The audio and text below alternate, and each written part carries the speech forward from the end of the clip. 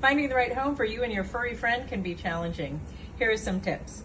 Every building has different pet policies.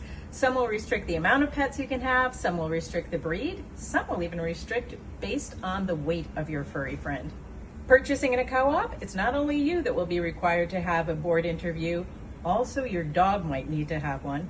If you have a service dog, you must remember that no one can turn you down. Your dog is welcome everywhere. Here's a picture of my 14-year-old Shih Tzu, Millie. Have any more questions about pets and the pet policies? Reach out to me today. Don't forget to ask Julia. I'll be here for you.